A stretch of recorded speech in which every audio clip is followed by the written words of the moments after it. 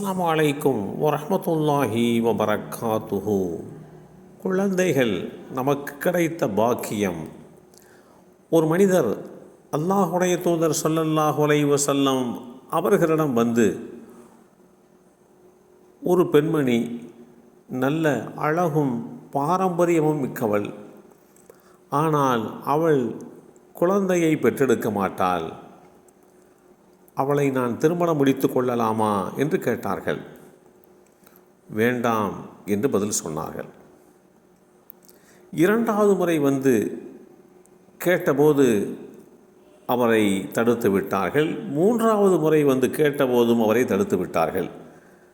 அப்போது அதிகம் அன்பு கொள்ளக்கூடிய, அதிகம் குழந்தையை பெற்றுத்தரக்கூடிய ஒரு பெண்ணை மணமுடித்து கொள், ஏனென்றால் மறுமையில் என் சமுதாயம் அதிகமாக இருப்பதை கொண்டு நான் பெருமைப்படுவேன் என்று குறிப்பிட்ட இந்த செய்தி இப்னு ஹிப்பான் என்ற நூலிலே 4056 என்ற எண்ணிலே பதிவு செய்யப்பட்டிருக்கிறது. குழந்தை பாக்கியம் அல்லாஹ் மனிதர்களுக்கு தந்திருக்கக்கூடிய மிகப்பெரிய ஒன்று. அந்த குழந்தை பாக்கியம் பெற்றோர்களுக்கு நாளை மறுமை நாளிலே அல்லாஹுடைய தூதர் ஸல்லல்லாஹு அலைஹி வஸல்லம் அவர்களுக்கு பெருமை சேர்க்கின்ற வகையிலே அமையப்பெற வேண்டும். அல்லாஹ் மனித சமுதாயத்திற்கு பாக்கியமாக இருக்கின்ற குழந்தைகள் விஷயத்திலே சரியாக ஒவ்வொரு பெற்றோரும் நடக்க வேண்டும் என்று வழிகாட்டி தரப்பட்டிருக்கிறோம். குழந்தையை கொடுத்த நம்முடைய இரட்சகன், அந்த இரட்சகனுக்கு நாம் நன்றி செலுத்த கடமைப்பட்டிருக்கிறோம். அந்த குழந்தைகளை சரியான ஒழுக்க நெறியோடு மார்க்க விஷயங்கள் போதிக்கப்பட்டு வளர்த்தெடுப்பதை நம்மீது இந்த மார்க்கம் கடமையாக ஆக்கியிருக்கிறது.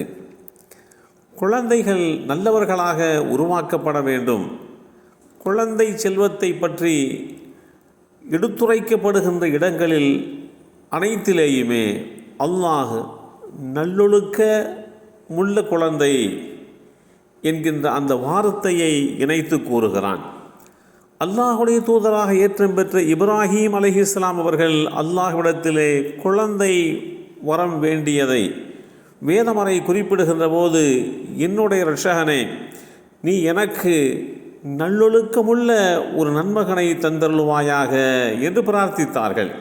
அல் குர்ஆன் அத்தியாயம் 37 சூரத்து சாஃபாத் வசனம் 100 இந்த செய்தி இடம்பெற்றிருக்கிறது. அதே போன்று அல்லாஹுடைய தூதராக ஏற்றம் பெற்ற ஜக்கரியா அலைஹிஸ்ஸலாம் அவர்கள் தனக்கு ஒரு வாரிசு தருமாறு அல்லாஹ்விடத்திலே வேண்டியதை பற்றி வேதமறை குறிப்பிடுகின்ற போது, அந்த இடத்திலேயே அல்லாஹுடைய தூதர் ஜக்கரியா தன்னுடைய இரட்சகனிடத்திலே பிரார்த்தனை செய்தவராக கூறினார், என் இரட்சகனே, உன்னிடமிருந்து எனக்காக பரிசுத்தமான சந்ததியை கொடுத்தருள்வாயாக. நிச்சயமாக நீ பிரார்த்தனையை செவிமடுத்தருள்பவனாவாய் என்று அல்லாஹுவை குறித்து அல்லாஹ்விடத்திலே பிரார்த்தித்த அந்த பிரார்த்தனை வரிகள் அல் குர்ஆன் அத்தியாயம் 3 சூரத்து ஆல இம்ரான் வசனம் 38 தெளிவுபடுத்தப்பட்டிருக்கிறது.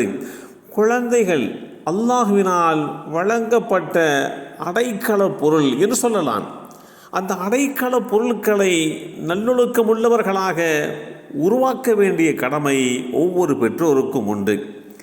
குழந்தைகள் பெற்றோர்களிடத்திலே தரப்பட்டிருக்கக்கூடிய அந்த பாக்கியமானவர்கள், அவர்களுடைய உள்ளங்கள் தூய்மையானதாக,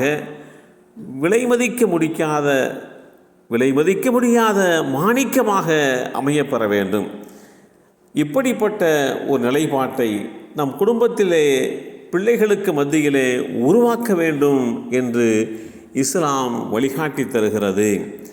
எல்லாம் வல்ல அல்லாஹு தஆலா நமக்கு கிடைத்திருக்கக்கூடிய அந்த குழந்தைகளை நல்லொழுக்கமுள்ள சாலிஹான குழந்தைகளாக உருவாவதற்கு எல்லாம் வல்ல அல்லாஹ் அருள் பாலிப்பானாக. அஸ்ஸலாமு அலைக்கும் வரஹ்மத்துல்லாஹி வபரகாத்துஹு.